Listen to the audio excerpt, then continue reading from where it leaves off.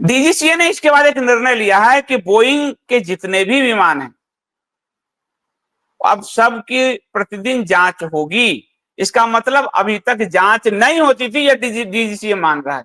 यानी इतने नागरिकों के साथ जीवन से खिलवाड़ हो गया। और ये ड्रीम लाइनर कह सकते हैं कि बोइंग 787 ड्रीम लाइनर का पहला दुर्घटना है दुनिया में। कोई भी चीज पहली बार ही होती है, इसलिए ये कहा कि पल्ला नहीं झाड़ा जा सकता। लेकिन अब डीजीसीए ने कहा है कि अब बोइंग की प्रतिदिन टेक ऑफ से पहले, इनसे पहले जांच होगी। तो क्या अभी तक जांच नहीं हो रही थी? एक बड़ा सवाल डीजीसीए के खुद के वक्तव्य से ये क्लियर होता है। अब इसमें आपको जो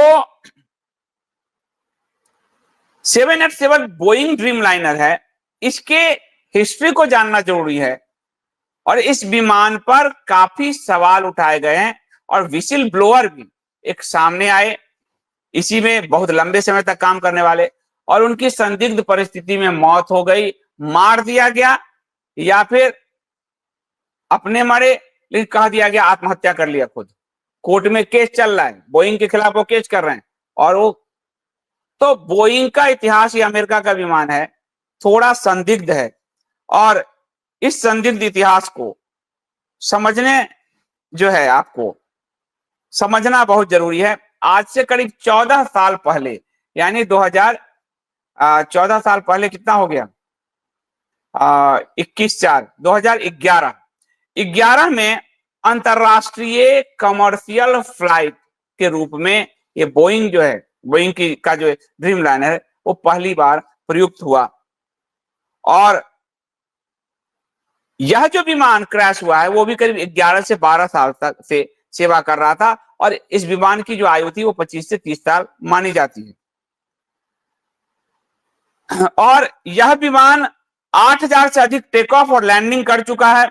एयर इंडिया के पास ऐसे 27 विमान है, जिसमें से एक अब क्रैश कर चुका है, तो अब 26 विमान बचे। ये जो 787 ड्रीम लाइनर है, जो बोइंग कंपनी है, उनका इतिहास क्या है वो आपको समझना पहले जरूरी है। बोइंग का इतिहास बड़ा ही काला है, और ऐसा नहीं कि पहली बार दुर्घटना हुई है। 787 में पहली बार हुई है, लेकिन 2018 और 2019 में इंडोनेशिया में 2018 और 2019 में इथियोपिया में बोइंग के विमान क्रैश हुए थे, और उसमें भी सैकड़ों लोग मारे गए थे। उस बोइंग का नाम था बोइंग 737 मैक्स। यह है बोइंग 787 ड्रीम लाइनर, और वो जो दुर्घटना था वो बोइंग 737 मैक्स था।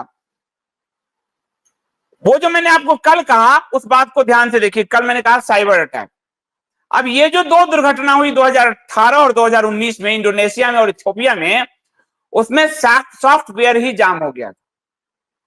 यानी सॉफ्टवेयर में खराबी आ गई थी, और जिसके कारण 18 महीने तक इस विमान को पूरी दुनिया में फ्लाई करने से रोक दिया गया था। कितने महीने? 18 महीने।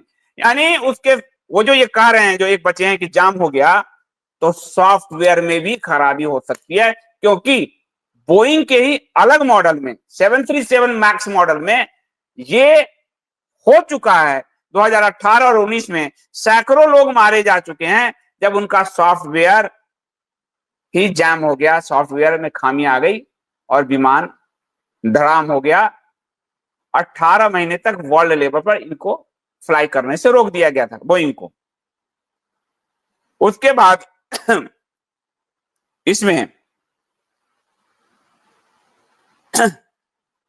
अधिकतर जो विमान हादसे हैं, कहा जाता है मानवीय गलती कॉकपिट से हुई है, लेकिन बोइंग का मैक्स 737 का यह हादसा ये मानव गलती से नहीं था, ये उनके सॉफ्टवेयर की गलती से था।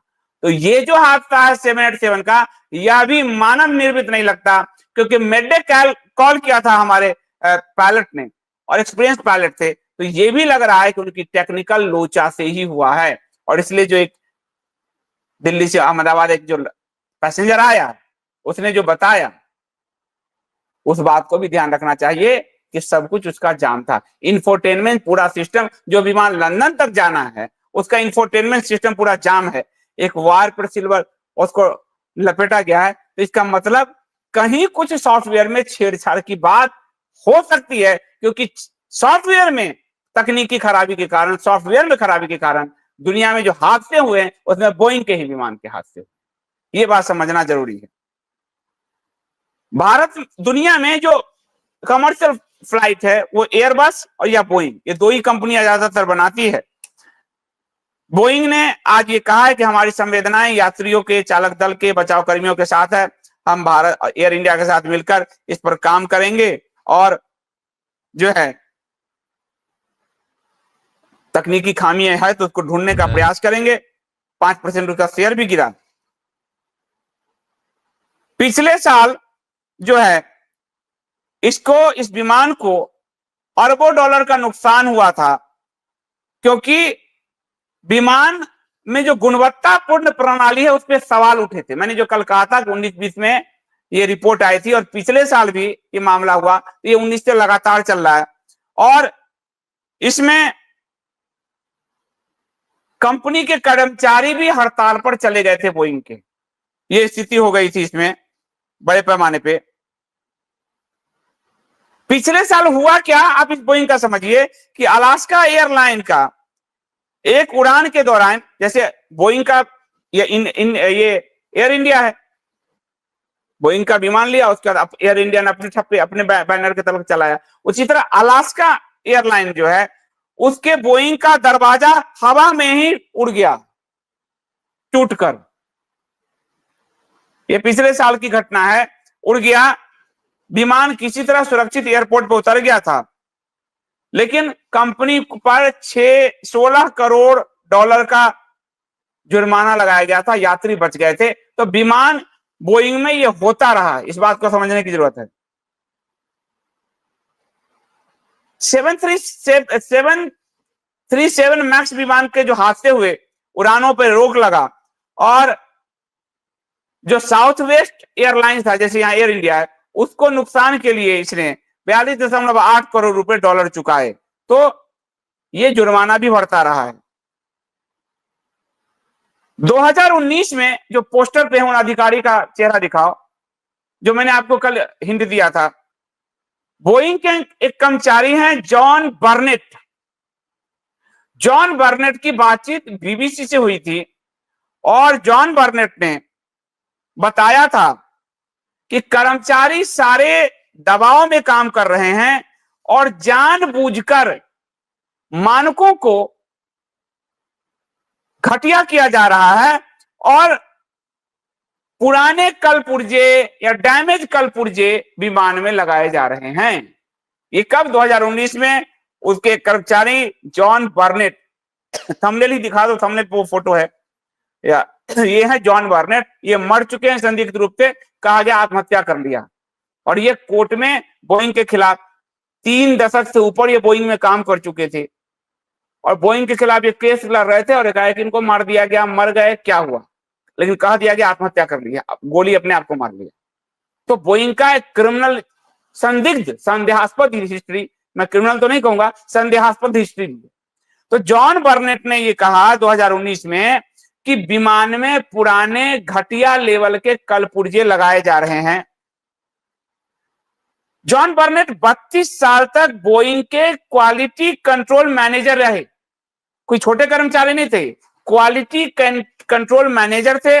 और जॉन बर्नेट मार्च 2017 में स्वास्थ्य कारणों से रिटायर हुए और ये पिछले साल शायद या पिछले साल आत्महत्या कर ली।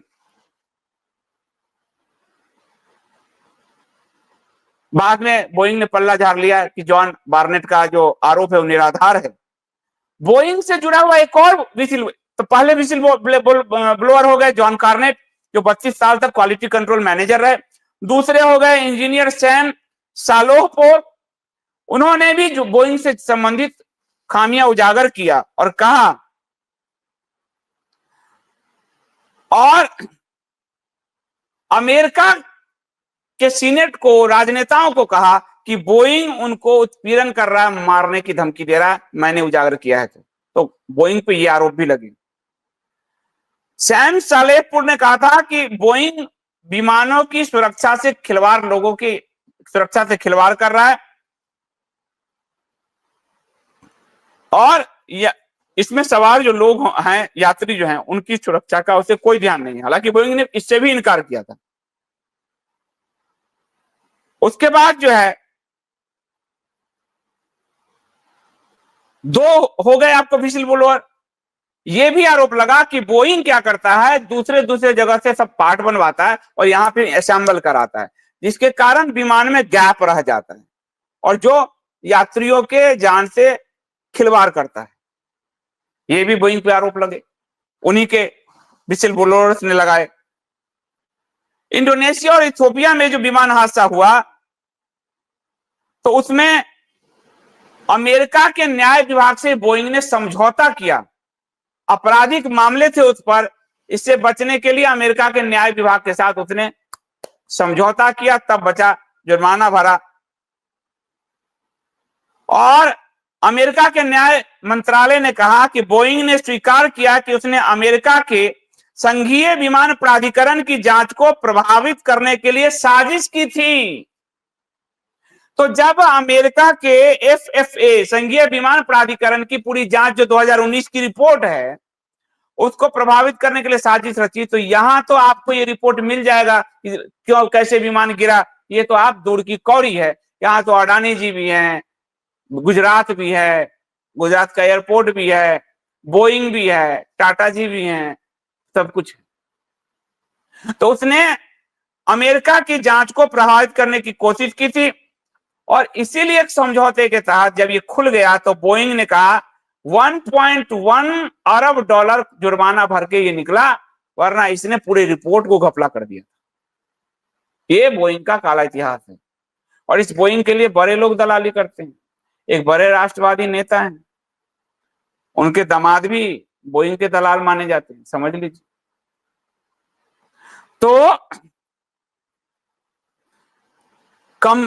तो ये कंपनी का विवादों से भयानक रिश्ता रहा है और ये कंपनी जो है, यानी बोइंग के विमान, ड्रीमलाइनर भले पहली बार दुर्घटनाग्रस्त हुए हो, लेकिन बोइंग के विमान पहले दुर्घटनाग्रस्त हुए, गेट टूट के हवा में उड़े, उसके कल पुर्जे नकली लगाए जाते हैं, विमान बाहर से लाके असेंबल करके जोड़ा जाता है, उसमें गैप रहता है। और दो विसिल ब्लोअर ने इस बात को कहा और एक विसिल ब्लोअर संदिग्ध रूप में मारा गया। और तीसरी बात कि जांच करने वाले जो अमेरिका के प्राधिकरण को इसने खरीदने की कोशिश की, जिसके लिए 1.1 अरब डॉलर जुर्माना चुकाया। तो बोइंग का ये काला इतिहास है। इसलिए बोइंग के विमान को कंप्रोमाइज किया जा सकता है। इथियोपिया और इंडोनेशिया के मामले में ये बात आया 2018-19 मामले में कि इसके सॉफ्टवेयर को कंप्रोमाइज किया जा सकता है और कंप्रोमाइज हुआ और सैकड़ों लोग मरे। सॉफ्टवेयर में ही गड़बड़ी थी इसकी।